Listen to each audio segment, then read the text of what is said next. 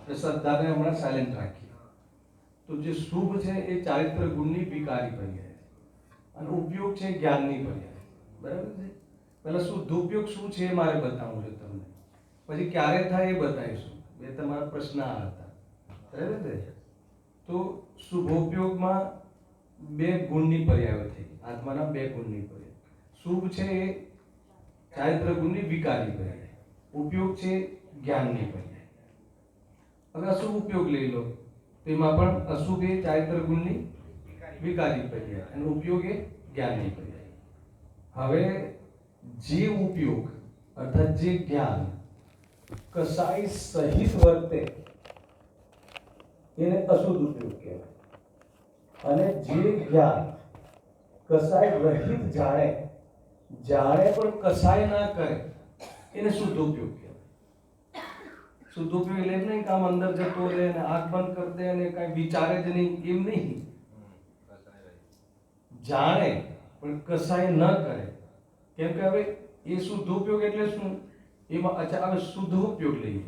એ શુદ્ધ ઉપયોગમાં કેટલા ગુણની પર્યાય છે? બે ગુણની પર્યાય. એક ચારિત્ર ગુણની શુદ્ધ પર્યાય અને એક જ્ઞાન ગુણની પર્યાય. હવે અશુદ્ધતા શું હતી? શુભ અને અશુભ. આપણા જે શબ્દો ચાલે છે, ચાલો હાલ કસાય તો શુભ અશુભ માર્ગી ગઈ. અશુદ્ધતા શું હતી? શુભ અને અશુભ. તો શુભ અશુભ નીકળી જાય તો શું રહ્યું? શુદ્ધતા.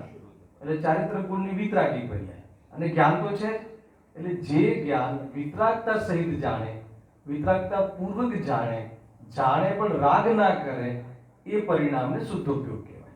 બરાબર? અને એમ એટલે એવું નહીં કે શુદ્ધ ઉપયોગ એટલે ન જાણે પણ કસાય ના કરે. તમે મતલબ હવે આપણને अभी ये था ना, ये अपना लोनावाला था अपना प्रवचन मेरा, तो ये बात मैंने छेड़ी थी. तो निमिष भाई बोले कि ये कैसा हो सकता है कि जाने मगर कसाय ना करे, क्योंकि हमारा तो जानना कसाय के सहित ही हो रहा है ना. मगर એવું પણ પછી એને ઉદાહરણ આપ્યું, એક દેશ ઉદાહરણ છે. મગર કેવી કેટલી વસ્તુઓ છે કે આપણે આમ જોયું, કોઈ જગ્યાએ કે સ્કૂટર પડ્યું છે કે કોઈ એક્સિડન્ટ થઈ ગયું, આપણે જાણીએ છીએ પણ કોઈ એ પ્રકારે કોઈ ત્યાં આપણે કોઈ કસાય કરતા નથી સંબંધી. એક દેશ છે ઉદાહરણ, વિતરાગી થઈ ગયા નથી કે. તો એવી રીતે કોઈ બી ઘટના જાણે, કોઈ બી પ્રસંગ જાણે પણ કસાય ના કરે, જાણે પણ કસાય ના કરે, એ વિતરાગ પરિણામ એ જ શુદ્ધ ઉપયોગ. એવો ઉપયોગ કે કસાય રહિત જાણવાની પ્રવૃત્તિ કરે. હવે ક્યારે થાય એ તમારો બીજો પ્રશ્ન. શુદ્ધ ઉપયોગ ક્લિયર થઈ ગયો? ક્યારે કરે? તો રાગ દ્વેષ ક્યારે ના કરે? કે જ્યારે ભેદ જ્ઞાન કરે, હે ને. અને હમણાં જે શ્રદ્ધાનો પ્રસંગ લીધો ને, જ્યારે મોહ રાગ દ્વેષ મટી જાય, હે ને, ભેદ જ્ઞાન પૂર્વક મોહનો અભાવ થઈ જાય અને રાગ દ્વેષ જ્યારે નીકળી જાય ત્યારે જ શુદ્ધ ઉપયોગ થાય. હવે બીજું કે ક્યારે થાય? ભાઈ પંડિતજી બતાવ્યું કે કયા ગુણ સ્થાનમાં કેવી રીતે એ થયું. એક પેલો સ્વામી કોણ શુદ્ધ ઉપયોગ એ બતાવ્યું. પણ કઈ રીતે થાય એ બહુ મોટું. અત્યારે શિબિર ચાલીને એમાં આખી શિબિર લેવી પડશે, હે ને. તો એ આખી વસ્તુ છે, એમાં હું તમને 2-3 મિનિટમાં આખો પ્રોસેસ બતાવી દઉં. પહેલા મેઇન જે છે ને, મતલબ કે આપણી પાસે જ્ઞાન તો છે પણ ભેદ જ્ઞાન હોવું જોઈએ. ભેદ જ્ઞાન 3 પ્રકારના કહે. એક આગમ આશ્રિત ભેદ જ્ઞાન, એક અભ્યાસ રૂપ ભેદ જ્ઞાન અને એક પરિણમન રૂપ ભેદ જ્ઞાન. બરાબર છે? અત્યારે આપણને બધાને ભેદ જ્ઞાન છે. કયું ભેદ જ્ઞાન છે? આગમ આશ્રિત. દેહ અને આત્મા કેવા છે? ભિન્ન છે. આપણે આ ભેદ જ્ઞાન છે કે નહીં? આપણે જાણીએ છીએ કે નહીં? હું ચૈતન્ય સ્વરૂપ છું, દેહ જળ સ્વરૂપ છે, ભેદ જ્ઞાન છે કે નહીં? તો એ ભેદ જ્ઞાનનો આધાર શું છે આપણી પાસે? આગમ છે. તો આગમ આશ્રિત ભેદ જ્ઞાન છે એકેડેમી, એ શિક્ષા માત્ર છે. બરાબર છે? કેટલા વર્ષ ભણવું એક ક્લાસમાં? 25 વર્ષથી અમે તો ભણીએ છીએ એક જ ક્લાસમાં, હે ને. એટલે શિક્ષા તો એક જ વર્ષમાં કરી લેવી જોઈએ. પછી અભ્યાસ રૂપ ભેદ જ્ઞાન, જે આપણે જાણીએ છીએ કશાય દુઃખરૂપ છે, દેહ ને આત્મા ભિન્ન છે, એને મતલબ કે દ્રવ્ય બીજા દ્રવ્યનું ન કરે, આ બધા જે સિદ્ધાંતો ભણ્યા હોય ને, એ આપણા જીવનની દરેક ઘટિત ઘટનાઓમાં, એને ઘટિત ઘટનાઓમાં એ સિદ્ધિ થવી જોઈએ.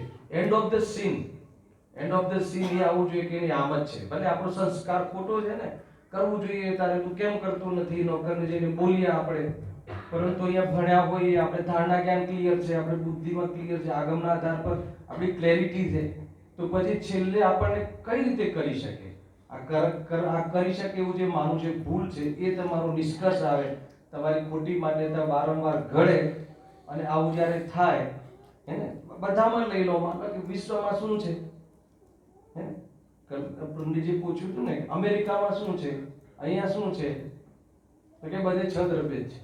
દ્રવ્ય ગુણ પર્યાય ભણ્યા કે બધે છ દ્રવ્ય છે. અને પછી છતાં બી તમે ફરવા ગયા, લગ્નમાં ગયા, તો તેમ લાગ્યું કે અહીંયા બધી શું છે, જેમ ત્યાં છે અહીંયા છે, કોઈ રસ આવ્યો નહીં, એટલે બહારમાં રસ ઘટતો ગયો. એટલે પછી તમે તમારે રોજ સામાયિકમાં બેસવાનો વારો આવે. સામાયિકમાં એટલે પોતાની સાથે રહેવાનો વારો આવે. મારે પોતાની સાથે રહેવું છે, તો તમારે સૌથી પહેલા કન્ફેશન આવે. જ્યારે તમે સવારે બેસો ને ત્યારે તમારે સામાયિકમાં એટલે પોતાની સાથે રહેવા માટેનો પ્રયાસ નામ સામાયિક. તો બહુ મોટો વિષય છે, પણ 2 મિનિટમાં બતાવું છે. તો કન્ફેશન આવેલા આખા દિવસમાં જે પણ કશાય કરી હોય તો એ નિરર્થક છે, વ્યર્થ છે વિકલ્પો, એવું નિર્ણય થાવ એનું નામ કન્ફેશન, પ્રતિક્રમણ. હવે જ્યારે એમ થાય ત્યારે એની સાથે સાથે આ કશાય મતલબ વ્યર્થ છે એમ લાગ્યું અર્થ કે સ્વભાવ, હા સ્વભાવ વાસ્તવમાં પક્ષ બને છે, સ્વભાવનો સ્વભાવ પ્રગટ કરવાનો, સ્વભાવ ગમવા લાગે. પછી એ વિકલ્પ બી સ્વભાવ ઉપાધિ છે, સ્વભાવ પ્રગટ કરવા લાયક છે, એનો પક્ષ બને છે. એ વિકલ્પ બી શું થઈ જાય છે, તૂટી જાય. એ વિકલ્પ બી ત્યારે શુદ્ધ ઉપયોગ થઈ જાય. એટલે જે આપણે વસ્તુ પહેલા માની હતી ને કે વસ્તુ નિર્વિકલ્પ છે, વસ્તુ પરિપૂર્ણ છે, તો એક વખત નિર્વિકલ્પ થઈને જોવે, એક થોડોક સમય અંતર્મુહૂર્ત કહે છે શાસ્ત્રીય ભાષામાં, અંતર્મુહૂર્ત નિર્વિકલ્પ થઈ અને જે નિર્વિકલ્પ થાય ત્યારે જે પહેલા પ્રતીતિ કરી હતી ને શામાં, બુદ્ધિમાં, એ પ્રતીતિ સમ્યક થઈ કહેવાય. અંતર્મુહૂર્ત શુદ્ધ ઉપયોગ એટલે શું ના રહે, વિચાર ના રહે કે કસાય ના રહે. વિચાર તો રહે શુદ્ધ જ્ઞાની છે એટલે, પણ કસાય ના રહે. અવિચાર કોનો રહે, કોઈ બી દ્રવ્યનો રહે. જે એની જ્ઞાનની યોગ્યતા હોય એ એના જ્ઞાનમાં ઝલકે, પણ જાણે પણ હવે કસાય ના રહે એવી જે મોમેન્ટ આવે એને શુદ્ધ ઉપયોગ કહેવાય. આખી આ પ્રોસેસમાંથી ગુજરે ત્યારે એને પરિણામરૂપ ભેદ જ્ઞાન કહેવાય છે. આ રીતે શુદ્ધ ઉપયોગની પ્રાપ્તિ થાય. તો વિશેષ સમજવું તો મારી રૂમમાં આવજો પાછા. એ રીતે હા તમે હા અને શુદ્ધ ત્રણમાં આપણે ભેદ પાડે હા. વિકારી તો ઉપયોગમાં ભેદ પડે કે ના પડે? ઉપયોગ નિર્વિકાર વિકાર ના, ઉપયોગમાં સમ્યક મિથ્યાપણું જે છે ને એ શ્રદ્ધાને લઈને છે. એ શ્રદ્ધા હા, ઉપયોગ નથી, સમ્યક નથી, મિથ્યા. જ્ઞાન તો નિર્દોષ છે, જ્ઞાન નિખાલસ છે, હે ને, જ્ઞાન તો નિખાલસ છે, ઇનોસન્ટ છે. પણ જે એની સાથે શ્રદ્ધા હોય એને લઈને એના પર આરોપ આપવામાં આવે શ્રદ્ધા જેના પર મોર મારે એ પ્રમાણે તો એ જ્ઞાનને સમ્યક કહેવાય. જ્ઞાન શ્રદ્ધા મિથ્યા, તો એ જ્ઞાનને મિથ્યા કહેવાય. બાકી જ્ઞાનમાં કોઈ મિથ્યાપણું સમ્યકપણું નથી હોતું. જ્ઞાન તો જ્ઞાન જ છે.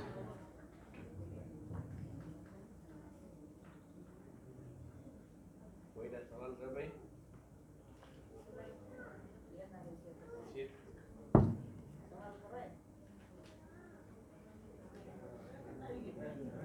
તમે ના પૂછો તમે પૂછી લો. અચ્છા, બીજું જે પંડિતજીનો તમારો જે મેઇન વિષય હતો ને કે ભાઈ સુભાવ હોવો કે ના હોવો કે શું છે, તો એમાં હું તમને એક રેન્જ બતાવી દઉં. એક રેન્જ એવી છે, સાંભળો કે એ બી બહુ સારું હતું. એમને આખું સમજાવ્યું તમને કે સુભાવ કરવો કે ના કરવો, કરવો ના કરવો એવું કોઈ જૈન શાસનમાં છે નહીં. આ શું છે ને હું શું છે નિર્ણય કરવો જવું છે, બરાબર છે. હવે અશુભ ભાવને છોડવાની સિસ્ટમ શું છે, શુભ ભાવને છોડવાની સિસ્ટમ શું છે, તો કે અશુભ ભાવને છોડવા માટે નિયમ કરવામાં આવે છે, બરાબર છે. કે ભાઈ રાત્રિમાં ભોજનનો હું ત્યાગ કરીશ, કે ભાઈ અભક્ષનો હું ત્યાગ કરીશ, એના તો નિયમો કરવામાં આવે છે, હે ને. બહુ ક્યુરિયોસિટી થવા લાગી, પંડિતજી શું લખે છે શું લખે. ચિંતા નહીં કરો, હમણાં ઓપન કરીએ છીએ આપણે. એ સાંભળો તમે, બરાબર છે. તો જે પાપ પરિણામ છે એનો તો ત્યાગ કરવાનો નિયમ કરવામાં આવે છે, બરાબર છે.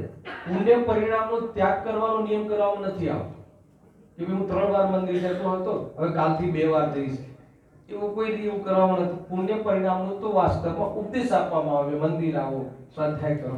તો પુણ્ય પરિણામનો ત્યાગ ક્યારે કરો, તે કીડાનું ઉદાહરણ આપ્યું. જ્યારે કીડા ખરીદે છે ત્યારે જે છાલ હે છે છોડવા લાયક છે, એટલે જ્યારે પાપ પુણ્ય કરીએ છીએ ત્યારે બંને હે જે છોડવા લાયક છે. એ તો દ્રષ્ટિમાં તો પહેલા ત્યાગ થવો જોઈએ, પણ છોડવાનો ક્રમ અલગ છે. પહેલા પાપ પરિણામ છૂટે છે, એને છોડવા માટે ત્યાગ કરવામાં આવે છે. અને પુણ્ય પરિણામ છોડવાની સિસ્ટમ શું છે? અને પુણ્ય પરિણામ છોડવામાં આવતા નથી, જ્યારે શુદ્ધોપયોગમાં જાય જીવ એટલે પુણ્ય પરિણામનો ત્યાગ થઈ જાય છે. બાકી બુદ્ધિપૂર્વક પુણ્ય પરિણામનો ત્યાગ કરીને હવે હું અંદર જાઉં છું એવી કોઈ સિસ્ટમ નથી. જ્યારે જીવ સ્વરૂપમાં ગયો, લીન થયો એટલે પુણ્ય પરિણામ છૂટી ગયા. પુણ્ય પરિણામનો ત્યાગ કરવા માટે સ્વરૂપમાં જવાની વાત છે. જેમ શુદ્ધોપયોગમાં જ્યારે ગયો એટલે પુણ્ય પરિણામનો ત્યાગ થાય છે. બાકી પુણ્ય પરિણામનો ત્યાગ કરવાનો કોઈ નિયમ કે ભાઈ આજે નહીં એ રીતે ત્યાગ નથી થતો. પાપ પરિણામનો તો નિયમ લઈ લઈને ત્યાગ કરવામાં આવે છે કે આ પાપ છોડો, નિયમ લો, મંદિરમાં જઈને, એ રીતે ખ્યાલ આવે. અને જેમ કે બુદ્ધિમાં તો દ્રષ્ટિમાં તો એક સાથે છૂટે, કેમ કે બંને બંધના કારણ છે. વિતરાગતા હે ને અબંધનું કારણ છે, તો દ્રષ્ટિમાં એક સાથે છૂટે છે. પછી આખા ગુણસ્થાનની પરિપાટીમાં ઉપાદેય બુદ્ધિ મતલબ એક સાથે છૂટે છે. પછી પહેલા સ્થૂળ પાપ છૂટે છે, પછી સૂક્ષ્મ પાપ છૂટે છે, પછી પુણ્ય પરિણામ. પુણ્ય પરિણામ છૂટવાનો નંબર છેલ્લો છે શ્રેણીઓમાં. શુદ્ધ ઉપયોગમાં ચડે એટલા માટે ત્યારે બોલે છે. संसार में वो ग्लैमर से कैसे बचना चाहिए? आत्मा के ग्लैमर में आके संसार को ग्लैमर को अपन ग्लैमर मानते हैं तो फंस जाते हैं। मैंने दोपहर में कहा था कि जहाँ सुख है वहाँ खोज नहीं रहे हैं, जहाँ खोज रहे हैं वहाँ पर है नहीं।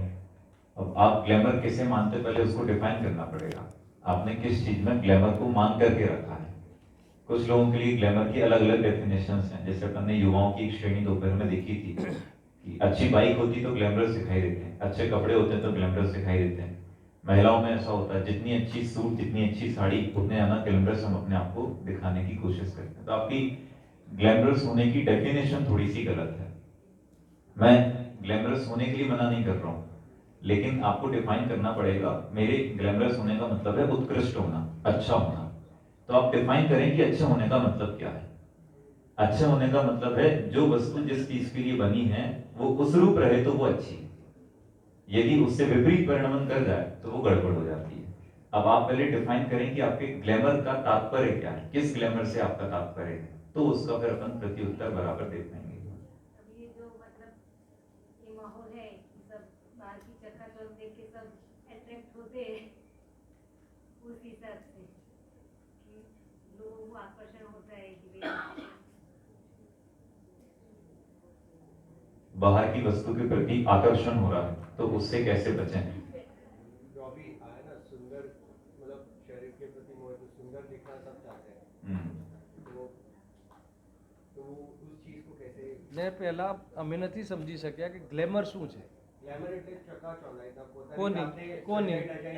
કોની? પોતાની પોતાની એટલે કોની? પણ શરીર તો શરીર તો હું છું જ નહીં.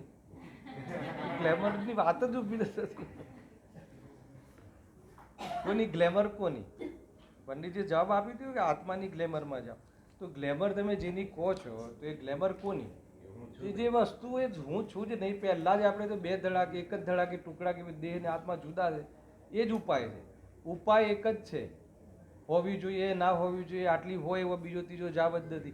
એ જે પણ કોઈ ગ્લેમર તમે કહો છો એ ગ્લેમર કોની વાત કરો તમે તો કહો પહેલા? એ તો જ્ઞેય માત્ર છે, એ તો શરીરની છે. દેહ ને આત્મા ભિન્ન છે, એમાં બધી જ વાત આવી ગઈ. मतलब आपको अपना ग्लैमरस होने का स्टेटस पहले डिफाइन करना पड़ेगा। आप गलत ग्लैमरस होने की फील्ड में हैं तो वहां पर चकाचौंध में अट्रैक्ट हो ही जाएंगे। लेकिन यदि आप डिफाइन करते हैं कि ग्लैमरस होने का सही मतलब क्या है, मेरे लिए ग्लैमरस होने का मतलब है जिनवाणी की सत्संगति में रहना, तो मैं ग्लैमरस हूँ। मेरे लिए ग्लैमरस होने का मतलब है भारतीय परिधान के अनुसार अपने कपड़े पहनना, मैं ग्लैमरस हूँ। लेकिन यदि आपके ग्लैमरस होने का मतलब ही अलग हो गया, बाल सीधे ऐसे खड़े रहना, यदि वो ग्लैमरस होने का मतलब है तो अपन उसके अंदर जाकर के फंस जाएंगे। तो आप अपने डिफाइन करें मेरे ग्लैमरस होने का मतलब क्या, तो उसके लिए आपको मैं डिफाइन करना पड़ेगा। मैं क्या? तो जब तक शरीर को मैं मान करके रखेंगे तो शरीर संबंधी ग्लैमरस से अपन अट्रैक्ट होते जाएंगे। जब उससे भिन्न अपने आप को देखेंगे तो अपने अंदर स्वयं को ग्लैमरस होना दिखाई देगा। अपना अपना स्टाइल है, लेकिन ग्लैमरस होने का स्टैंडर्ड आपको डिसाइड करना पड़ेगा। कोई और क्वेश्चन है क्या? तो यशवी पूछो भाई। आपने क्वेश्चन दिए सर क्या? नहीं, मेरे थोड़ी क्वेश्चन है। पुद्गल का पुद्गल को गया।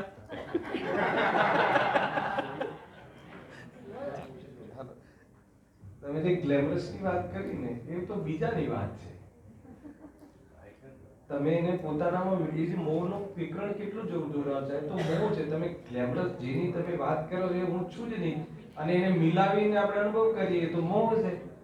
મોહ છોડો તો ગ્લેમરસ છૂટી જાય. એ રીતે. हाँ, यशवी पूछो। अभी ऐसा सोशल मीडिया का ऐसा बहुत वो है, controls us, so how do we control it and not the other way around?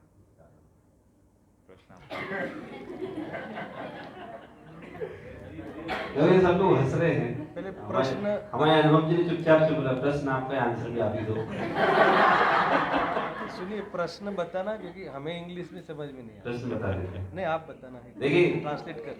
Media मतलब અત્યારે જે સોશિયલ મીડિયાને બધું છે આપણને કંટ્રોલ કરે છે સમવે કે આપણે એનાથી બહુ ઇન્ફ્લુઅન્સ हाँ हाँ, समझाओ, समझाते हो उनको इतनी यार। बोले बोले इनको इंग्लिश नहीं आती है, इसको समझाओ। એ કેવી રીતે આપણે એવું ના કરીએ, मतलब એ રીતે વસ્તુ આપણને કંટ્રોલ ના ये 4 बार प्रश्न करेगी ना उसमें जवाब आ जाएगा 100%. ये बेन का है ना ग्लैमरस ग्लैमरस तो किसका ग्लैमरस? तो दूसरे का तो दूसरे का है तो दूर करना क्यों है? हाँ, देखिए एक बहुत मैं आपको इस बात से बताना चाहता हूँ कि मैंने प्रश्न दी, आप लोगों ने आंसर पूछे, सेटिंग थी ना, पूरी सेटिंग है। आप जितनी मीडिया देखते हो पता है सब सेटिंग है, ऐसी सेटिंग है पता है, क्योंकि यहाँ हमें पता चल गया। आप जितनी मूवी देखते हो देखो, वो जो साउथ के हीरो होते हैं वो एक घूंसे में 10 गुंडों को मार देते हैं। पॉसिबल ही नहीं है ऐसा, मतलब ये सब झूठ है। तो ये जितनी मूवी देखते हो, जो भी देखते हो, सब झूठ है। मैं आपको थोड़ा सच्चाई बताता हूँ इन चीज़ों की, मीडिया वाली सच्चाई। सोशल मीडिया में आपको अगर जो लोग इसके डीप में होंगे उनको पता होगा कि डेटा एनालिटिक्स और डेटा साइंटिस्ट की एक नई पोस्ट बनी है।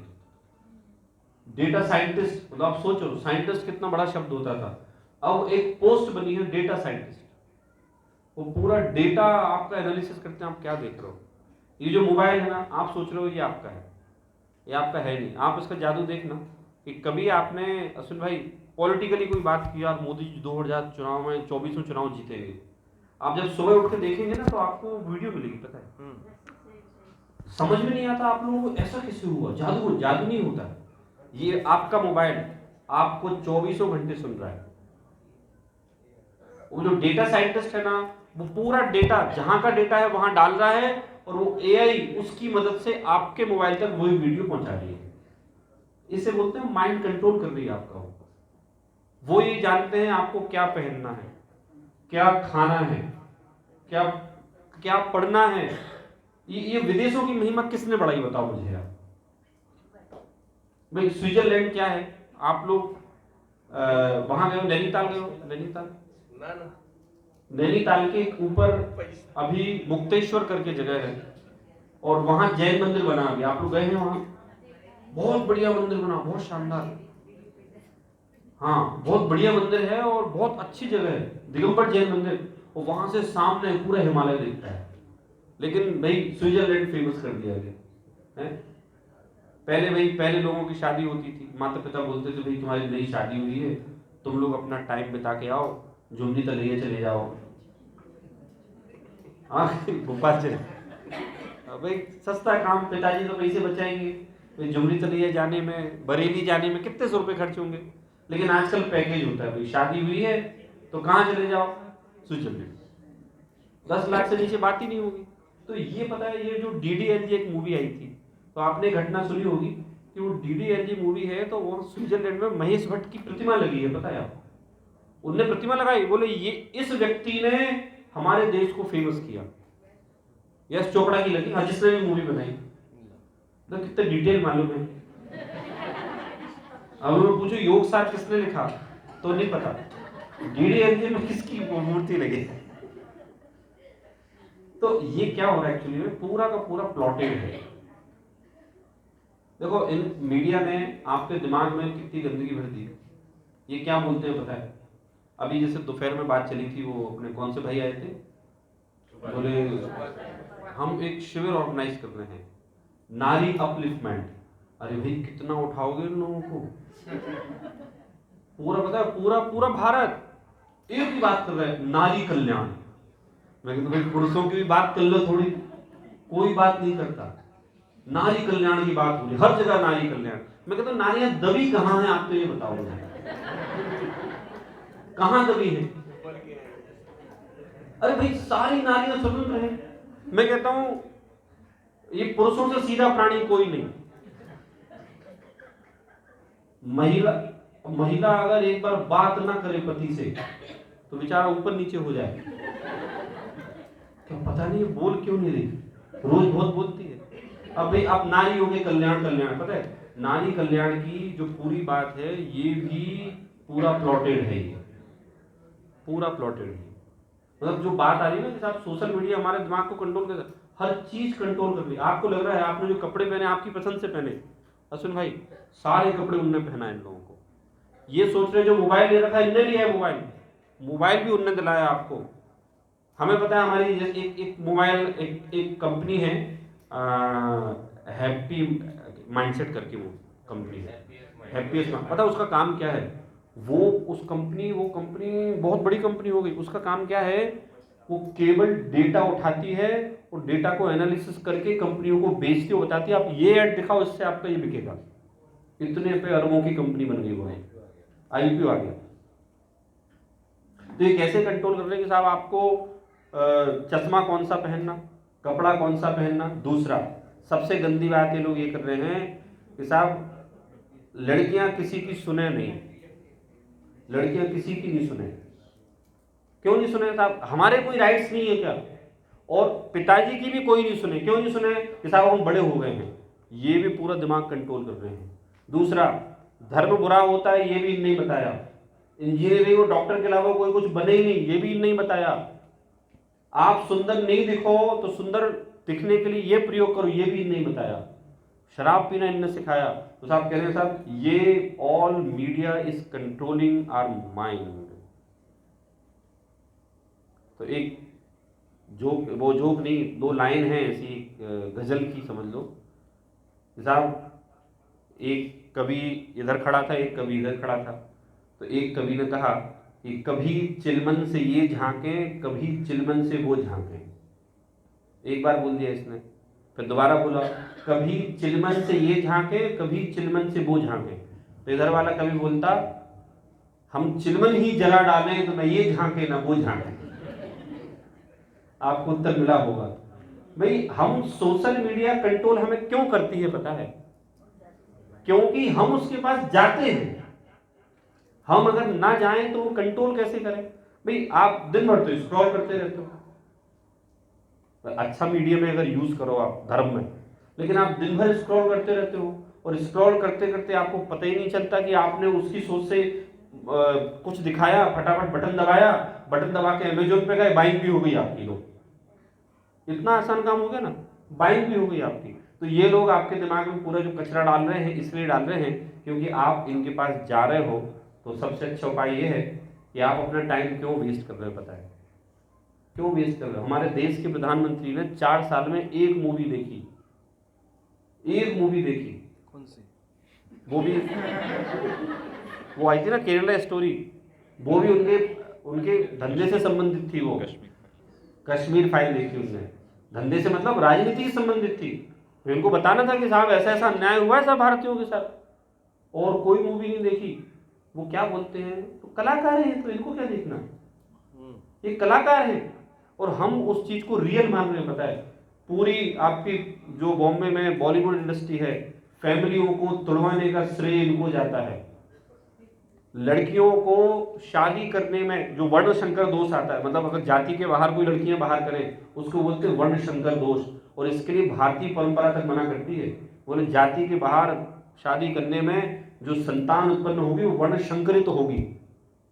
इनने सिखाया, क्या सिखाया कि साहब अगर किसी से राग है तो तो माँ को छोड़ो, पिता को छोड़ो, समाज को छोड़ो, विद्रोह करके बस कर लो तुम तो। और सुनो, अगर पति को गुस्सा आ रहा हो तो गुस्सा पे तलाक लेना भी इन्हें सिखाया।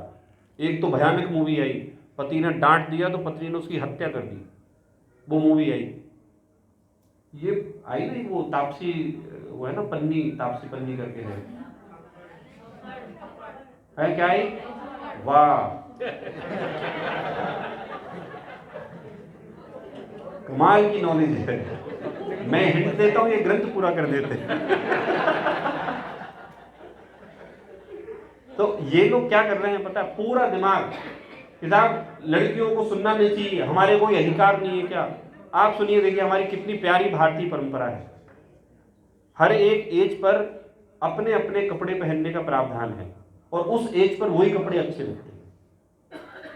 भाई नारी के शरीर की बनावट ऐसी है कि उसको सभ्यता के कपड़े पहने तो ही अच्छी लगती है। लेकिन इनने बताया हमारे कपड़ों पे कमेंट करोगे मतलब तुम एंटी सोशल, एंटी वुमन, ऐसा बता बता के पता है पूरे देश को इन मीडिया ने बर्बाद कर दिया। कपड़े इंडस्ट्री सुपर डुपर चल पड़ी क्योंकि ये जैसे चाह रहे वैसे कपड़े बेच रहे, जो शराब बेच रहे। तो सिंपल सी बात है, न चिलमन से ये झांके न चिलमन से वो झांके, हम क्या जला डालें? चिलमन ही जला डालें। अभी लेटेस्ट आपको बता रहा हूँ, देखो मेरे पास 2 मोबाइल हैं। आप लोगों को पता नहीं क्वेश्चन क्यों नहीं हुआ कि पंडित जी ये क्यों रखा है आपने। आप जानते हो, आप मेरे को कॉल करोगे तो इस पे ही कॉल आएगा। अतुल भाई कॉल करते हैं तो इस पे नहीं आता है, इस पे ही आता है। यही मेन मोबाइल है मेरा। क्यों साहब? जब ये ज्यादा दिमाग खराब करने लगता है तो देखो मोबाइल रखना आजकल कंपलसरी है भाई। अगर पत्नी का कॉल आ जाए नहीं उठाओ तो कितनी आफत है ना, तो भाई इस पे आ जाएगा, कोई बात उठा लो। ये तो मैं ऐसे ही रखता हूँ। लेकिन आपको पता है आज जितने जो वेल्दी लोग हैं वो बताए इस मोबाइल को छोड़कर सब इस पे आ गए, इस पे आ गए सब। मतलब वो जानते हैं कि भाई इसको देखा आपने वो फंसे, इसको देखा वो फंसे। मेरी मम्मी है तो वो देखती रहती है यूट्यूब पे खाना बनाना। मैंने बोला मम्मी काहे को टाइम खराब कर रही है, एक भी चीज नहीं बना पाओगे इनका देख देख के। एक दिन उन्होंने बनाई और खिलाई, उसके बाद से उन्होंने देखनी बंद कर दिया। कभी कभी बन जाती है तो उसे आदर्श थोड़ी मान सकते हैं। तो इस तरह से मैं तो आपको ये बोलना चाहता हूँ कि एक जो संभ्रांत समाज है, अध्ययनशील समाज है, उनने इसका उपयोग करना बंद कर दिया है और इसके उपयोग पे आ गए हैं। तो ऐसे ही हम भी भाई कंट्रोल में तो तब आएंगे जब हम वहाँ जाएंगे। अब एक प्रश्न इसमें एक और हो सकता है कि साहब हम वहाँ ना जाएं, इसका क्या उपाय है? तो इसका एक सिंपल सा उपाय है कि हम अपने दिमाग को इतना व्यस्त रखें अच्छे कामों में कि हमारा यहाँ उपयोग ना जाने पावे। लेकिन हम क्या करते, अपना दिमाग क्या करते, खुला छोड़ देते। खुला छोड़ देते तो कहाँ जाता है फिर? अरे भाई आपने दिनचर्या बना लो ना, मंदिर जाना है, स्वाध्याय करना है, चर्चा करना है, वार्ता करना है, पाठ करना है। जब आपकी दिनचर्या फिक्स होगी तो आप यहाँ जाओगे ही नहीं, और जाओगे तो लिमिटेड दिमाग, और जब लिमिटेड टाइम के लिए जाओगे तो क्या होगा? कंट्रोल कर ही नहीं पाएगा। अब आप 4-4 घंटे वहां बिता देते हो, तो 4-4 घंटे बिताओगे तो फिर कंट्रोल में आओगे। बस ये इसका उत्तर है। तो ये पूरी प्लॉटिंग थी, सेटिंग थी। ये क्वेश्चन भी मेरा, आंसर भी मेरा। आगे किसी को पूछना हो तो मैं आंसर। हाँ पंडित जी दे रहे। अभी इतनी चर्चा के बाद मुझे सुनो, इतनी चर्चा के बाद मुझे पता चला कि खबर पड़ी कि प्रश्न क्या था। ऐसा है यानी आपको एक प्रश्न था कि सोशल मीडिया से कैसे बचे। क्या पंडित जी थोड़ा सा मॉडर्न क्वेश्चन था? हाँ ना, मगर मॉडर्न में मैं बहुत आध्यात्मिक जवाब देता हूँ। जवाब 2 मिनट का ही था।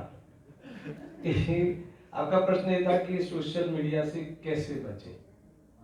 तो जितने अपने जैनागम के जो सिद्धांत है, जितने एक द्रव्य दूसरे द्रव्य का नहीं करता है, जो है तत्ता जो स्वभाव का जो है, अगर वो आपको पढ़ लोगे तो हमको कोई बेवकूफ बना ही नहीं सकता है ना। हमको तो हम बेवकूफ बन रहे हैं, कोई बनाता तो है ही नहीं वैसे। अगर हमें सिद्धांत का पता चले, हमें हमारा जो लॉजिक है जैन शासन में वो पता चले, तो सोशल मीडिया से फिर बच सकते हैं, बेवकूफ़ बनने से बच सकते हैं। ये है इसका मेन जवाब। अनुभव जी भी कुछ कह रहे हैं। अनुभव जी का अनुभव कुछ कह रहा है। हाँ। मतलब मैं इतना कह सकता हूँ कि सौरभ जी मान लीजिए कि एक एज गैप बहुत डिफर करता है सिचुएशन टू सिचुएशन। आपकी एज एक अलग जनरेशन में आपने देखा है, आपके टाइम तक चिट्ठियां चला करती थी, फिर उसके बाद में टेलीफोन्स आए, उसके बाद में नोकिया मोटोरोला के फोन आए। सौरभ जी ने जब मान लीजिए स्मारक में जब आपने अध्ययन किया, स्मारक से निकल गए, तो उस समय तक भी टेलीफोन और छोटे फोन्स का जमाना था। हमारी जनरेशन तक आते आते हम लोगों ने मान लीजिए कि मैं जब बहुत छोटा था तो मैंने नोकिया का फोन 8-9 साल का था तब देखा था। धीरे धीरे टेलीकॉम कंपनी के अंदर इतना ज़्यादा डेवलपमेंट हुआ, अब हम उसे लौकिक भाषा में डेवलपमेंट बोलते हैं, कि आज कोविड की परिस्थिति के कारण ये हुआ कि यदि कोई नर्सरी का बच्चा है और उसके स्कूल चल रहे हैं तो उसके स्कूल भी जूम के ऊपर कंडक्ट हुए कोविड के 2 साल के अंदर। प्रैक्टिकली देखा जाए तो स्मार्टफोन से छूट पाना अब तो पॉसिबल नहीं है प्रैक्टिकली, यदि हम इस जनरेशन की बात करते हैं। रीजन बिहाइंड इट, आजकल लोग पर्स होल्ड नहीं करते हैं, आज सबके फोन में फोन पे है, जीपे है, भीम है, कहीं भी जाएंगे स्कैन करेंगे, पे कर देंगे। प्रैक्टिकली आप फोन से नहीं छूट सकते हैं। दूसरी बात, सोशल मीडिया से भी छूट पाना अभी इस लेवल पे पॉसिबल नहीं है। उसका रीजन क्या है, हम लोग जिन लोगों के साथ में रह रहे हैं, जिनके साथ में हमारी दोस्ती है, जिनके साथ में हमारी फ्रेंडशिप है, जिस कंपनी में आप हैं, जिन लोगों के साथ में आप काम कर रहे हैं, उनके ग्रुप्स बने हुए हैं, उनके चैनल बने हुए हैं, उनके इंस्टाग्राम पर अकाउंट बने हुए हैं, तो आप अपने आप को पूरी तरह से अवे नहीं रख सकते हैं। यदि मैं इस अपने एक जनरेशन की बात करता हूं तो क्या कर सकते हैं ऐसे में? हमेशा 2 कंडीशन होती है। सोशल मीडिया यदि आपको कंट्रोल कर रहा है तो मामला गड़बड़ है, आप सोशल मीडिया को कंट्रोल कर रहे हैं तो मामला गड़बड़ नहीं है। हम लोग अपनी दैनिक चर्या के अंदर डिसऑर्गेनाइज्ड हैं। आप 2 दिन यहां पर रहे, नेटवर्किंग नहीं थे, आपने इंस्टाग्राम खोले नहीं, खोलने की कोशिश बहुत की लेकिन खुला नहीं। अच्छा, उसमें भी 3 टाइम प्रवचन चल रहा था, 3 टाइम प्रवचन चल रहे थे तो 6 घंटे आपके प्रवचन के हो गए, 2 घंटे पूजन विधान के हो गए, 8 घंटे का समय हो गया, 6 घंटे 4 घंटे आपके सोने के हो गए। इतने समय में आपको फोन चलाने का मन ही नहीं किया। क्यों? क्योंकि आप अपने आप को ऑर्गेनाइज करके बैठे हुए हैं, आपके पास में रीजन है कि मुझे किस समय पर क्या करना है। इस जनरेशन में, इस लाइफ में आप सोशल मीडिया से अपने आप को पूरी तरह से डिस्ट्रैक्ट नहीं कर सकते। यदि मतलब आज ये कंडीशन है, यदि मुझे पता करना होता है कि मैं मान लीजिए मैं अभी मेरे वीजा का काम कर रहा था, तो मैं वीजा का फॉर्म कैसे फिल करूं, मुझे कोई गाइड करने वाला नहीं। मैं यूट्यूब खोलता हूं, टाइप करता हूं how to fill visa form, और मेरे पास में तुरंत उसके आंसर्स आ जाते हैं। यदि आप सोशल मीडिया को यूज करते हैं तो कोई दिक्कत नहीं, सोशल मीडिया आपको यूज करता है तो परेशानी है। आप समय सार की गाथाएं सुनिए यूट्यूब के ऊपर, कोई आपत्ति नहीं है। आप इंस्टाग्राम के चैनल चालू करके कुछ जैन धर्म की प्रभावना के रूप में रन करें, आप यूथ को जोड़ें, सोशल मीडिया चलाने में कोई दिक्कत नहीं है। लेकिन यदि सोशल मीडिया आपको चला रहा है तो बहुत ज्यादा परेशानी है। प्रैक्टिकली इस जनरेशन में स्मार्टफोन को छोड़ पाना पॉसिबल नहीं है। कम से कम जो वेल्थी नहीं है वो तो छोटा फोन नहीं रख सकते, उनको तो एक सामान्य स्मार्टफोन की जरूरत अभी रहेगी। तो इसमें मेरा आंसर यही है, अपने आप लाइफ को ऑर्गेनाइज कर लीजिए। ऑर्गेनाइज सबसे मेन आपको अपनी लाइफ को ऑर्गेनाइज करना पड़ेगा। आपको कंटेंट चूज करने होंगे, जैसे मैं ट्विटर पे मेरा अकाउंट है, आप वही चीज देखते हैं जिन पेजेस को आप फॉलो करते हैं, आप वही चीजें देखते हैं जिनको आप इंस्टाग्राम पर फॉलो करते हैं। आप ऐसे पेजेस फॉलो करें जो यूटिलिटी में आपके काम में आएंगे। आप ट्विटर पर उन लोगों को फॉलो करें जिनके ट्वीट्स आपके बिजनेस से, आपके दैनिक चर्या से, आपके खाने पीने से, आपके काम में आते हैं। मैं सोशल मीडिया यूज करता हूं, लेकिन मैं ट्विटर देखता हूं तो मैं मेरी फिलोसफी के फील्ड के ट्वीट्स देखता हूं, मेरे लिए ट्विटर बेनिफिशियल है। मैं इंस्टाग्राम रन करता हूं तो इंस्टाग्राम पर मेरे साथ में वही लोग जुड़े हैं जिनकी पोस्ट मैं देखना चाहता हूं, मेरे लिए इंस्टाग्राम बेनिफिशियल है। मैं यूट्यूब पर वही सर्च करता हूं जो मैं देखना चाहता हूं, मेरे लिए यूट्यूब बेनिफिशियल है। मैं सोशल मीडिया को यूज कर रहा हूं। लेकिन जब आप फ्री होते हैं, फ्री फोकट, बिल्कुल खाली दिमाग, कोई काम करने के लिए नहीं होता, तो आपके पास में एक दिमाग होता है। जियो ने आपको दे दंदनादन दे रखा है, तो हम क्या करते हैं? कुछ नहीं, मतलब गंदी आदत इतनी है कि फ्री बैठे होंगे, फोन का लॉक खोलेंगे, लॉक खोल के ऊपर करेंगे, नीचे करेंगे, लॉक बंद कर देंगे। ये कंडीशन आप सबके साथ में है कि नहीं? ये इसलिए क्योंकि आप ऑर्गेनाइज नहीं है। आप फ्री अपने आप को ऑर्गेनाइज रखेंगे, बिजी रखेंगे, आप कंटेंट चूज करें कि आपको क्या देखना है, तो आपका सोशल मीडिया ठीक है। यदि सोशल मीडिया आपको कंट्रोल कर रहा है तो मामला आपका गड़बड़ है। बी ऑर्गेनाइज, तो आप सोशल मीडिया से फ्री रह सकते हैं। छोड़ने का अभी इस समय पॉसिबल मुझे दिखाई देता नहीं है। नहीं, छोड़ना तो है ही नहीं, छोड़ नहीं सकते, बीमार हो जाओगे आप लोग। छोड़ना तो पॉसिबल है ही नहीं, आपका क्या, मेरा छोड़ना पॉसिबल नहीं है। मैंने तो बोला स्क्रीन टाइम कम करना है, जो स्क्रीन टाइम बढ़ा रहा है वो बहुत ज़्यादा दे रखता है। जब हम दिनचर्या बना रहे हैं वही देखो, ये तो पक्की बात है भाई, इसके लॉसेज हैं लेकिन बेनिफिट भी काफ़ी सारे हैं। इंस्टाग्राम पे है, मान लो अपना टेलीग्राम पे है, हमारे ग्रुप्स बने हुए हैं, नॉलेज शेयर होता है, ऑफ कोर्स होता है। समस्या कहाँ आती है पता है कि जब हम बिना काम के हम लगे स्क्रॉल करने लगे, और वो तो अनंत चीज है उसमें। तो यूट्यूब के पास इतना कंटेंट है, आप पता है 2500 साल तक देखते रहो तो खत्म नहीं हो, ऐसा आता आया था एक बार। 2500 साल तक लगातार देखो तो खत्म नहीं हो। तो हमारे काम का क्या है, दूसरा क्या था, आप ज्यादा टाइम बिताओगे ना तो उनको पता है कि आपको क्या दिखाना है, तो आप उतना टाइम बिताओ ना। स्क्रीन टाइम जितना काम का है भाई, दोस्तों के व्हाट्सएप है, ग्रुप है, देखो ना, तो उसको ही देखो।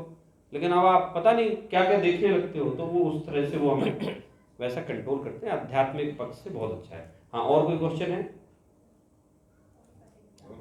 अरे भाई 3 हो बचे ना, कहाँ गए? अच्छा है। और कुछ है प्लेनेट पूछ रहे हैं एक और।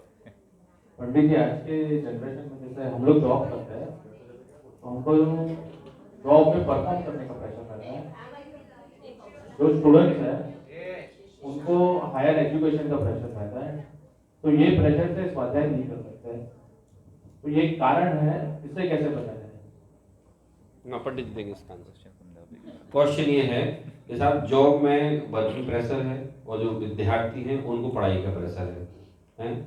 हमारे इंदौर में ये जो आम है बहुत घटनाएं कि सुबह सुबह माँ अपने बच्चे को झंझोड़ती रहती है, स्कूल नहीं जाएगा क्या, नहीं जाएगा क्या, जा।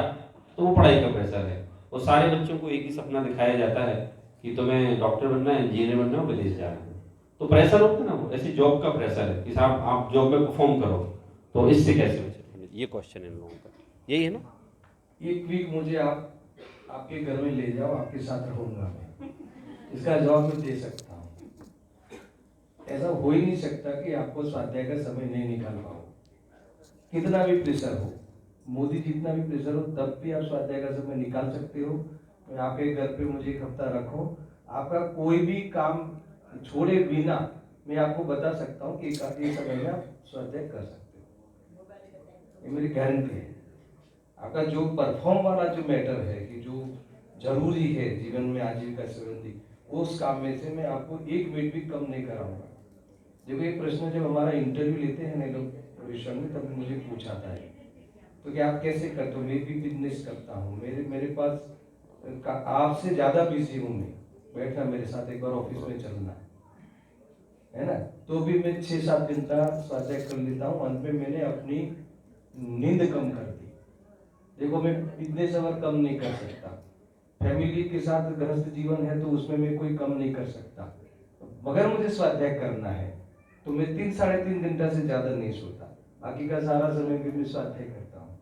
तो आपको रुचि है तो निकालोगे ही, है ना। वो हम ये भी समझ सकते हैं कि वो काम तो छोड़ नहीं पाते, वो तो जो है ना नैतिक बने से जो भी बिजनेस का है वो तो आप करोगे, मन निकल सकता है। आपके ऐसे बहुत ही व्यर्थ, ऐसे बहुत समय बिगड़ रहा है दिन भर में कि उसको आप रोक कर स्वाध्याय कर सकते हो, गारंटी। और सही में कह रहा हूँ, आप 2-4 दिन मुझे आपके घर ले जाओ, मैं आपको बताऊंगा कि आपके पास इतने घंटे हैं स्वाध्याय करने के। बोलो बोलो बोलो। हाँ, मैं एक मतलब इनका प्रश्न पहले थोड़ा सा आपको क्लियर कर देता हूँ। 2 क्वेश्चन इसमें आए। एक क्वेश्चन ये आया कि स्कूलिंग इस तरह की हो गई है कि बच्चों के ऊपर जो पढ़ने के टाइमिंग्स के हाथ से वो बहुत ज़्यादा मतलब बहुत हाई हो गए हैं। दूसरा, जॉब ऐसे हो गए हैं कि हमें उसमें स्वाध्याय करने का समय नहीं मिल रहा है। बात बिल्कुल सही है, एकदम प्रैक्टिकल बात है। मेरे साथ में घटना घटी, मैं मुंबई में एक स्क्रिप्ट के ऊपर काम कर रहा था, तो मुझे चर्नी रोड से मीरा रोड जाना होता था डेली। मैं सुबह 6 बजे निकल जाता था, मॉर्निंग में सुबह 6 बजे मैं स्टेशन चर्नी रोड पहुंचता था और रात को तकरीबन 10:30-11 बजे आ पाता था। अब 6 से लेकर के आप 11 तक काम करेंगे, उसके बाद में आप स्वाध्याय नहीं कर सकते। क्यों नहीं कर सकते? क्योंकि आपने जो 11, 12, 15 घंटे काम किया उसमें आपके दिमाग में बहुत चीजें उलझ गई हैं, आप बहुत ज्यादा टेंशन और बहुत ज्यादा परेशान हो गए हैं। इन चीजों के 2-3 समाधान हो सकते हैं। बच्चों की स्कूलिंग को लेकर के पेरेंट्स को थोड़ा सा अवेयर होना पड़ेगा। आप अपने बच्चों को ऐसे स्कूल्स में ना पढ़ाएं जिनकी टाइमिंग मॉर्निंग की हो। जैसे सुबह 7 बजे से लेकर के स्कूल 1 बजे तक का होता है, आप ऐसे स्कूल में अपने बच्चे का एडमिशन नहीं कराएं। आप अपने बच्चे का एडमिशन स्कूल में कराएं जहां की टाइमिंग 9 बजे से शुरू हो। 9 बजे से टाइमिंग शुरू हुई तो बच्चे को सुबह मंदिर जाने का समय मिल जाएगा। दूसरी बात, लोगों को देख करके इंटरनेशनल स्कूल्स की होड़ में बिल्कुल भी ना फंसें। इंटरनेशनल स्कूल्स आपके बच्चों को मशीन बना रहे हैं, आपके बच्चों को नौकर तैयार करने के लिए पैदा कर रहे हैं, मालिक तैयार करने के लिए पैदा नहीं कर रहे हैं। वहां बच्चे क्या करते हैं, उन्होंने कुछ उल्टे सीधे कोर्स जोड़ रखे हैं। 6 घंटे बच्चे पढ़ाई करेंगे, आधे घंटे की हॉर्स राइडिंग होती है, 1 घंटे की स्विमिंग क्लास होती है, उसके बाद में 2 घंटे आपको लाइब्रेरी के दे दिए जाते हैं, उसके बाद में आपको वर्कशीट दे दी जाती है, असाइनमेंट दे दी जाते हैं। ऐसे स्कूल में अपने बच्चों का एडमिशन ना ही कराएं। स्कूल पेरेंट्स बहुत सोच समझ के यूज करें। जॉब वाले क्या करें? मैं ये मानता हूं आपके पास में हमेशा एक ऑप्शन होता है, हमेशा आपके पास में एक ऑप्शन होता है। एक फिलोसोफर तो बोलता है humans are cursed to be independent. व्यक्ति स्वतंत्र, मनुष्य स्वतंत्र होने के लिए श्रापित है। आपने 12 घंटे वाली जॉब क्यों चूज की? क्यों चूज किया आपने? आप 8 घंटे वाली जॉब चूज कीजिए ना, आप 6 घंटे वाली जॉब चूज कीजिए। कितना फर्क पड़ेगा? 1.25 लाख मिलता था तो 1,20,000 मिल जाएगा, 1 लाख मिल जाएगा, 80,000 मिल जाएगा। ऐसा नहीं कि आपको कोई फ्री में काम कराएगा। आप 12 घंटे से आपके जॉब का टाइमिंग ऐसी कंपनी के अंदर ज्वाइनिंग करें जहां 8 घंटे का हो, जहां 6 घंटे का हो। उसके बाद में आपको स्वाध्याय करने का समय ऑटोमेटिकली मिल जाएगा। और ऐसे कई उदाहरण हैं। मेरे कुछ फ्रेंड्स ऐसे हैं जिन्होंने वो जॉब छोड़ दी, मेरे कुछ स्टूडेंट ऐसे हैं जिन्होंने वो जॉब छोड़ दी क्योंकि उनका 12 घंटे का समय नौकरी के अंदर जा रहा था। ऑब्वियस है, 12 घंटे नौकरी में 2-4 घंटे घर में तो स्वाध्याय करने का मन नहीं होगा। 8 घंटे की नौकरी कीजिए, थोड़ा सा पैकेज कम रखिए, थोड़ी सी इच्छाएं कम कीजिए। मत पहनिए कोई ब्रांडेड कपड़े, या पहनिए तो भाई 2 महीने बाद खरीद लीजिए, हर महीने मत खरीदिए। आप यदि अपनी प्रायोरिटी सेट करेंगे तो आपको स्वाध्याय करने का समय, इनकी प्रायोरिटी है कि मुझे स्वाध्याय करना है, तो इनकी प्रायोरिटी सेट होने से इनकी सोने का टाइमिंग कट गया। आपकी प्रायोरिटी स्वाध्याय करने की होगी, जैन दर्शन में जुड़ने की होगी, तो आप भी अपनी लाइफ स्टाइल को उसी तरह से डिजाइन ऑटोमेटिकली कर लेंगे। वो इस समस्या का समाधान है। जॉब छोड़ दें, ये समस्या का समाधान नहीं हो सकता, लेकिन जॉब की प्रायोरिटी आप अपनी थोड़ी सी सेट कर सकते हैं। अब जिनका प्रश्न था उनसे, जैसे ऐसा है कि कभी मान लो कोई व्यक्ति की ये फेस है कि 12 घंटा काम करे तब 2 वक्त की रोटी मिले, ऐसी कोई सिचुएशन आ जाए किसी व्यक्ति को तो भी नहीं लड़ता है। आप ऐसा नहीं कि स्वाध्याय ने पूरे दिन पढ़ करो, अभी इतने प्रयोजनभूत विषय है, उसको आप थोड़ा सा 15, 20, 25 मिनट आप सुन लो, समझ लो, फिर उसको सोच का विषय बना दो, तो पूरा जीवन भर, पूरे दिन भर वो आपके सोच में रहता है। और वो तरीके भी है। मेरे पास ऐसे भी प्रश्न आते हैं कि हमारे तो ऐसी मजबूरी आ गई है कि अब तो काम करना ही पड़े, इसके सिवा चलेगी, है ना। यानी एक्सेस तो है ही नहीं कि हम ब्रांडेड कपड़े वाली बेटर है ही नहीं, भोजन के लिए काम करना पड़े, ऐसे लोग भी हैं। तो हम इनके बताते हैं कि कुछ नहीं लड़ता, आप 20-25 मिनट सुन लो, ऐसे दिन में मिल जाते हैं। और वो जो कंसेप्ट है, बताया पंडित ने, कंसेप्ट क्लियर होना चाहिए। वो क्लियर करके आप अपना जो अपने अभ्यास विज्ञान वाला जो है कंसेप्ट, उसी से अपना जीवन चला सकते हैं। और यहाँ पे ऐसे कोई है नहीं कि भी ऐसी तकलीफ हो। दूसरा, बच्चे वाले भी कुछ नहीं है, काफी लोग हैं, वो भी प्रॉब्लम नहीं स्कूलों के आपको, है ना। तो ये सारी बातें आप देखिए।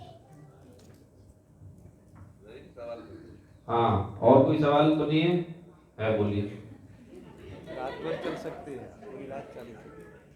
आप बोल रहे थे कि शरीर का श्रृंगार नहीं करे, मतलब तो फिर शरीर का श्रृंगार, मतलब श्रृंगार नहीं करे तो देख रेख भी नहीं रखी, मतलब शरीर का श्रृंगार करना अगर मोह है तो फिर देख रेख रखना मतलब। हाँ, बहन ने एक क्वेश्चन पूछा है कि साहब आपने कहा था, अभी प्रवचन चली थी ना कि साहब वो 75% इकोनॉमी तो श्रृंगार से चल रही है। तो बहन का क्वेश्चन है कि तो देख रेख नहीं करे शरीर का, तो असल भाई का मेरा कहाँ आंसर आप दो उसमें। आप देखिए अभी क्या है, देखो जब 3 विद्वान बैठे हो, प्रवचन तो आपने तो किए जो सबसे सीनियर हो ना, पूरा दबाव उन पे रहता है। इन्होंने देख रेख रखने की कहाँ मना करी है, श्रृंगार का मना किया है कि जो एडिशनल है कि जिससे कोई देख रेख का और आपकी हेल्थ से संबंध ही नहीं है, ये तो है मेन। देखिए इसका सीधा था आंसर। देखिए प्रश्न भले ही मैंने लिख के दी, लेकिन वो आपके मन में पैदा होना चाहिए थे ना। ऐसा है, देखो सिंपल सी बात है, जिनागम का सिद्धांत है, हम जो है ना वो स्वीकार करें। आपको पता है मुझे ना बहुत जल्दी याद नहीं होता, लेकिन मैं याद कर लेता हूँ। मुझे 3 बार में याद नहीं होता, लेकिन 10 बार में याद हो जाता है। तो मैंने स्वीकार किया ना साहब, मुझे 3 बार में नहीं होता, मेरे दोस्त को हो जाता। तो हम क्या करें, हम जो हैं पहले वो स्वीकार करें। आईने के सामने खड़े हो और आप एक ही सेंटेंस दोहराओ, मैं अच्छी लगती हूं कि नहीं। अगर अच्छी नहीं लगती हूं तो कितने अच्छे कपड़े पहन लूं, अच्छी नहीं लगूंगी। और अगर अच्छी लगती हूं तो नॉर्मल कपड़े पहनने में भी अच्छे, तो स्वीकार करो ना अपन। अच्छा, नामकरण का सबका उदय है ना इसमें। हम क्या करते हैं, हम वस्तु वस्तु स्वीकार नहीं करते। अच्छा नहीं लगने के बाद अच्छे दिखने का प्रयास समय की बर्बादी है। मेरे तो इंदौर में सारे स्टूडेंट जानते हैं, जो अच्छे लगते हैं वो हर कपड़ों में अच्छे लगेंगे, और जो नहीं लगते हैं वो किसी कपड़े में अच्छे लगेंगे। तो ऐसे ही सिंपल सा हम लोग स्वीकार नहीं कर रहे। दूसरा क्या है, देखो हर एक उम्र के, मैंने बताया कपड़े होते हैं, हर एक उम्र की एक मर्यादा होती है। आजकल क्या है, जैसे आप बहनें बूढ़ी हो गई हैं, ये सोशल मीडिया बताती है आप यंग बनो, ये कपड़े लाओ, तो वो मान ही नहीं रही है। वो लोग वो नए नए फैशन चालू कर दिए उनने, तो वो समय की बर्बादी है ना। वो नहीं, आप स्वीकार करो। देखो ऐसा एक तथ्य है, स्त्री का शरीर पुरुष से जल्दी बूढ़ा होगा, फैक्ट है ये। इसीलिए स्त्री पुरुष की शादी में जो गैप रखा जाता है ना भारतीय परंपरा में, मतलब अभी तो अगर कोई बोल दे कि साहब आपकी लड़की 5 साल छोटी, लड़का बड़ा है, शादी नहीं करो, जबकि ये तो साइकोलॉजी है। 5 से 8 साल का गैप रखने का प्रावधान है। क्यों? स्त्री जल्दी बूढ़ी हो जाती है, पुरुष थोड़ा देर से होता है। स्वीकार करो साहब, हमारे शरीर की संरचना ऐसी है, बूढ़े हो गए, आप कुछ भी श्रृंगार कर लो। तो क्या होता है, आप वस्तु की व्यवस्था स्वीकार करने पर हमें समय बर्बादी का समय नहीं आएगा। और नहीं करोगे तो फिर आप जबरन सुंदर बनने की कोशिश करोगे, तो फिर ऐसे रिजल्ट सामने आएंगे कि भाई ये खरीद लो, वो पहन लो, इसमें अच्छे नहीं लग रहे। शादी में हुलिया बदल देते हैं, पहचान में नहीं आता साहब, बहुत सी बार आती है कुछ बहने, सर जय जैन, मैंने कौन सर नहीं पहचाना, मैं अवनी जैन। मैंने अच्छा अपन अपने पहचान वो पहचान खड़ी हो जाए तो अपन नहीं पहचान सके। देखिए सिंपल सा, वस्तु की आप जो हैं, भले बुद्धि में, धन में, शरीर में जो है स्वीकार करो ना। हम स्वीकार नहीं करते। दूसरे की बुद्धि अच्छी है, मेरी क्यों नहीं है? भैया नहीं है ना तुम्हारी अच्छी। एक देखो एक बढ़िया वाक्य सुनाता हूं, मैंने एक मोटिवेशनल स्टोरी पढ़ी थी। शादी हुई तो देखो स्त्रियां पुरुषों से समझदार होती हैं, ये तथ्य है। तो वो पत्नी ने अपने पति से कहा शुरुआती दिनों में कि देखो साहब, मैं साहब अपने पिताजी की बहुत लाड़ से पली हुई बेटी हूँ, लेकिन मुझे मेरे पिताजी ने एक समझदारी भी सिखाई, वो मैं आपको बोलती हूँ। उनने मेरे को सिखा के बोला, उनने बोला कि सीख के जाओ, और वो जो सिखाया उनने वो मैं आपको बता रही हूँ। बहुत सी बार मौका ऐसा आएगा जब मैं आप पे प्रेशराइज करूंगी कि आप अपना स्वभाव मेरे अकॉर्डिंग बनाओ, लेकिन आपको मेरे पिताजी ने आपके इसी स्वभाव के कारण पसंद किया है, इस स्वभाव को मत खो देना। मैं कितना ही प्रेशराइज करूं, मेरी चंचलता होगी, वो क्षणिक भाव होंगे। क्यों? आप इसी स्वभाव में शोभते हो। सपोज दैट कम बोलता है, गंभीर रहता है, ज्यादा वॉटेवर जो भी स्वभाव है उसका, आपकी शोभा इसी स्वभाव में है। तो हम व्यक्तियों को उनके जिस स्वभाव में है उस स्वभाव में अगर हम स्वीकार करेंगे तो आनंद है। अब हम क्या करते हैं, बदलने की कोशिश करते हैं। हम अच्छे दिखते नहीं और लगे बदलने, वो लगाते सब बदल जाता है। समझ इस हाँ बंदर बन जाते, सही कह रहे हैं। ये पंडित जी बोल रहे हैं। इसका जो गुरुदेव जी की ओर से जवाब देता हूँ मैं आपको, एक ही जवाब है सब प्रश्नों का। इसी स्टेज पे जो आध्यात्मिक जो स्टेज है उसी पे ये सब व्यवहार के जवाब भले है और सही है, पर एक ही जवाब है। लाइफ मैनेजमेंट को आपको करना है तो जो मैं चैतन्य स्वरूप हूँ, गुरुदेव जी तो यही बताएंगे कि तुम अभी बताया पंडित जी ने, तभी मुझे विचार आया कि तुम जो है जैसा है वैसा मानो, तो मैं कैसा हूँ कि वैसा मानो, तो मैं तो चैतन्य स्वरूप ही हूँ। ये जो जिसकी बात करूँ मैं हूँ ही नहीं। अगर एक वेद ज्ञान के बिना, तत्व अभ्यास के बिना लाइफ मैनेजमेंट हो ही नहीं सकती। बाकी आप कितना भी कुछ करो, उसमें एक्सक्यूज निकालो, हिंसक नहीं है वो यूज करें, वो सब बाह्य आचरण की बात है। यही पहले तत्वाभ्यास के बिना लाइफ मैनेजमेंट नहीं हो सकता। बहुत बढ़िया कहा पंडित जी ने, एक लिट्टी कहा कि यहाँ तक, यहाँ रेंज आनी चाहिए, यहाँ तक। जैसे भाई आप बताए रूप कैसा भी पहनो, अच्छी नहीं लगने वाली हो तो नहीं लगने वाली हो, जैसा है वैसा मानो। इसमें एक रेंज ये भी है, कैसे हो कि तुम मानो कि मैं तो चैतन्य स्वरूप हूँ, मैं वो देह हूँ ही नहीं। अगर देह से भिन्न जब अपने को मानोगे तब ये सब समाधान होगा। इससे पहले आप कितने भी बीच के समाधान निकालो, समाधान नहीं होगा। रात निकल जाएगी मगर समाधान नहीं होगा, ये पक्का है। उत्तर लगभग आपके आ गए हैं। मेरा एक इनपुट बस छोटा सा है। प्रश्न था, श्रृंगार करने के लिए मना किया गया है तो देख रेख शरीर की करें कि नहीं करें, ये प्रश्न है। मैं ये समझता हूँ प्रश्न केवल महिलाओं का नहीं है, हमारा भी प्रश्न है। श्रृंगार भी करें और शरीर की देख रेख भी करें, लेकिन श्रृंगार का मतलब समझें। भारतीय परंपरा में स्त्रियों को श्रृंगार करने के लिए कहा गया है। पुत्री का पुत्री के समान रहना पुत्री का श्रृंगार है। लड़की का लड़की के समान वस्त्र पहनना लड़की का श्रृंगार है। शादीशुदा का शादीशुदा के योग्य वस्त्र पहनना, मंगलसूत्र पहनना, पायल पहनना, बिछुड़ी पहनना, अंगूठी पहनना, ये उसका श्रृंगार है। विधवा स्त्री का आभूषण न पहनना और सफेद वस्त्र धारण करना, ये विधवा स्त्री का श्रृंगार है। आरिकाओं का कुछ भी ना पहन करके एक केवल साड़ी धारण करना, वो आरिकाओं का श्रृंगार है। श्रृंगार अवश्य रूप से करें। दूसरी बात, शरीर की देखरेख करें कि नहीं करें? बहुत ज्यादा करें, ज्यादा नहीं, बहुत ज्यादा शरीर की देखरेख करें। क्यों करें? मुनि यदि बनना है, यदि आपको मुनि बनना है, यदि आपको आरिका बनना है, तो आपको अपने शरीर को मजबूत रखना पड़ेगा। आज मैंने मेरी आंखों पर ध्यान नहीं दिया तो मेरी आंखों पर चश्मा चढ़ गया है। यदि मैं मुनि बनने के लिए उद्यमवंत होता हूं तो आगम मुझे अनुमति नहीं देता, क्योंकि चश्मा उसमें परिग्रह की श्रेणी में आ जाएगा। यदि आज मैं पैदल चलने की कोशिश करता हूं और मैं जल्दी थक जाता हूं तो आगम मुझे मुनि बनने की अनुमति नहीं देगा। मुझे मेरे पैरों की देखरेख करनी पड़ेगी। यदि आज मैं अपने हाथों की देखरेख नहीं करता हूं तो मैं आधे घंटे तक अंजुली धारण करके खड़ा नहीं हो सकता। मुझे अपने हाथों की मसल्स की देखरेख करनी पड़ेगी। स्त्रियों को, पुरुष को अपने शरीर के प्रत्येक अंग की देखरेख करनी होगी। स्किन पर भी आपको अपनी प्रत्येक स्किन की देखरेख करनी होगी। लेकिन श्रृंगार का गलत अर्थ धारण ना किया जाए। ऐसे प्रोडक्ट का यूज ना किया जाए जो अभक्ष्य है। ऐसे प्रोडक्ट का यूज ना किया जाए जिनके अंदर जानवरों की हिंसा करके प्रोडक्ट तैयार किया गया है। ऐसे प्रोडक्ट का यूज ना किया जाए जिनमें प्रति समय सम्मूर्छन जीवों की उत्पत्ति होती है। आप मुल्तानी मिट्टी लगा करके अपने शरीर को स्वस्थ रखिए। आप नींबू घिस करके अपने शरीर को स्वस्थ रखिए। आप घी खा करके अपने पेट को स्वस्थ रखिए। ये स्वस्थ रहने के लिए, देख रेख करने के लिए तो आचार्यों ने उपदेश दिया है कि जानबूझ करके अपने शरीर को हष्ट पुष्ट रखें। यदि वैराग्य आ गया और वैराग्य आने पर दीक्षा धारण करने का मौका मिला और आपने कह दिया आंखें कमजोर हैं तो दीक्षा धारण नहीं हो पाएगी, आचार्य दीक्षा नहीं देंगे। पैर कमजोर हैं तो विहार कैसे करेंगे? स्त्रियां बोल देंगी हमारी कमजोर होगी तो आप उठ नहीं पाते हैं, चल नहीं पाते हैं। नहीं, अनुमति नहीं मिलेगी दीक्षा लेने की। शरीर की देखरेख बहुत अधिक आवश्यक है और जिस भूमिका में है उस भूमिका के योग्य श्रृंगार बहुत अधिक आवश्यक है। शादीशुदा स्त्री सफेद वस्त्र पहने, बोले पंडित जी ने कहा था श्रृंगार नहीं करना है। शादीशुदा स्त्री का श्रृंगार सफेद वस्त्र नहीं है। शादीशुदा स्त्री का श्रृंगार रंग वाले कपड़े पहनना है, मंगलसूत्र है, सिंदूर है।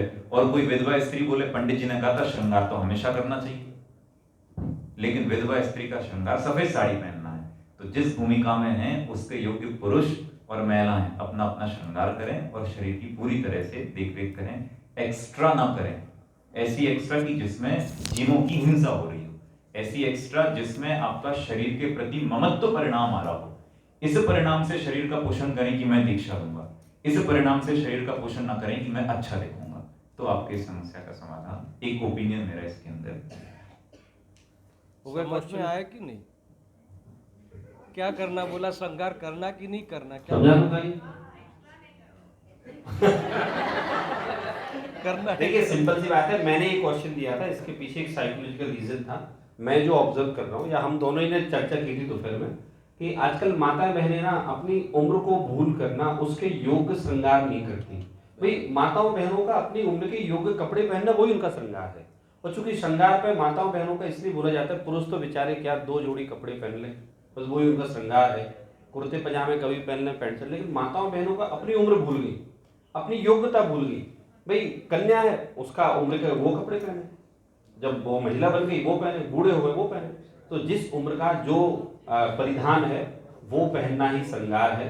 और चूंकि ये सब भूल रहे हैं तो हमें थोड़ा सा एक ये मैटर उठाने का विचार था, इसलिए उठाया था। इस तरह से काफ़ी अच्छा क्वेश्चन आंसर रहे, आप लोगों ने बहुत अच्छे अच्छे क्वेश्चन पूछे।